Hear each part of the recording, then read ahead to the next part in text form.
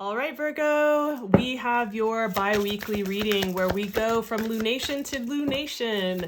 We are looking at the either full to new moon or new to full moon. And so we work with the waxing and waning energies that are available to us each month to see in these particular readings how we can best take advantage of and utilize and work with the current instead of swimming against the current to best benefit our lives overall. So with this, we are looking at how can we work with the energy, but also in a way where we're paying attention to the linchpin that would ultimately, if we were to work with this energy in this particular area of our life, would ripple out and affect all of the other areas of our life in the most beneficial way. Now, because of the time frame that we're looking at, so we are working from the full moon to the new moon. We're working from the full moon in Aries in tropical astrology on September 14th to the new moon on October 14th in Libra. And that also is the first eclipse of eclipse season. Yes, we have another eclipse season. Where is it? It's right there. There, I see it. And so this particular eclipse happens to be on the South Node. I'm not going to get too far into that. Oh, I was starting to pull cards like I was doing the month reading. Well, we get 2 cards for you. That's what we're going to do. So we'll go with it. So we are looking at the first eclipse of eclipse season is going to be on the South Node. South Node has also to do with that releasing kind of energy, right? As we know with eclipses, it's great beginnings, great endings, ushering things in, ushering things out. And that is kind of the vibe. It definitely can feel really intense for certain people. It depends on your chart, right? Like some people, they get really hit hard in eclipse season because of like what your chart actually looks like. So, but these are collective readings. So let's talk about it from that perspective. Now, with the full moon to the new moon, we are working with that also releasing, waning energy. And when I say releasing, it doesn't mean getting rid of people or things. It can mean clearing out and cleaning out things in that sense, but it doesn't have to mean that. It can also mean like releasing a project, like a creative project you've been working on, things of that nature. It can mean tying things off in a clean and clear way. Like if there are conversations that need to be had that feel confronting or, you feel trepidatious about, it could be like, hey, let's clear that up. Let's get that taken care of.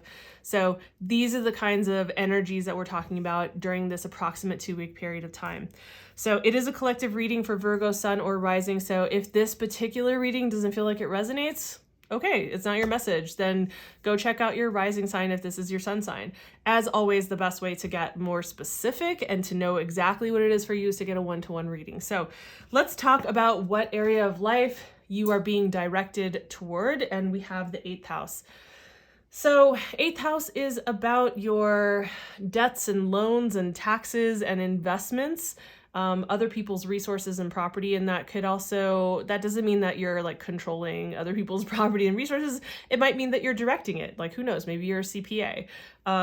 Perhaps you are somebody who invests for other people. It doesn't have to be that. It could be working together in conjunction with other people where like the two of you are investors in the same like property, for instance, right? So your investments, your debts, taxes, loans, also it can have to do with existential, let's say not crises, but existential ponderings, or maybe tension, and also with death. And this is not to scare anyone. It's not to say that there's going to be an actual death. I'd like to remind people that yes, sometimes things can be literal, but not always. It can be very metaphorical, or it can feel like there's a death of like, losing some project or some investment that feels like it brings a lot of grief on, right? It doesn't have to necessarily be super literal, but it can be. So what kind of advice do we have coming through for you? And we have the Page of Pentacles and the Magician. Very interesting. I like this. There's some investigation that needs to be done. I think that there is some research study that needs to be done for you, but I think you need to pay attention to, if you have not been paying attention to your coins, your stability in these realms, I think it's time that you do a little exploration, that you do a little investigation, that you take a little time to study. If you want things to go well or better in the realm of your investments, for instance, as one example, then I think you need to do some, like, become a student again in a way and do some studying so that you can better understand how to work with what is on the table, what's on deck right now. Now, I say this and I want to put a bookmark there and tie it into what we see with the Magician. And the Magician, I love this card, especially because, you know, some people say it's the manifestation card. I would say it's about like how to to materialize that which we want to bring into the physical, right? So we have an idea, we have a project, we have an inspiration, and we want to create something, a life, a project, a business, whatever it is. And the Magician says, hey, let's remember that you are powerful. You have all of the elements necessary at your disposal to create what it is that you want to create. You may or may not have everything that you want. You may need to do a little bit more studying, educate yourself a little bit more with regard to this. Maybe pay a little bit more attention to the realm of the physical, whether that be actual finances or like your tangible world, like your tangible assets. You know, I'm just relating it back to this. See how this applies best for you, make sense of it in a way that is intelligent for yourself.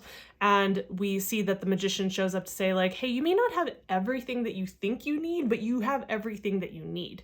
And you are incredibly powerful and definitely more than capable to pull this all together and make this materialize in your physical experience in your world. So I really love that encouragement that comes through, especially because this card can be one that, like, sometimes like the 8th house is one that people go, oh no, I don't know about that, right? It tends to be one of those houses. So I really like what is showing up here. Within a couple of days from now, I will have out the monthly reading, so you can check that out, and also the astrological highlights for the first half of October, where I will be talking more about this first eclipse season. So very important that we do talk about that.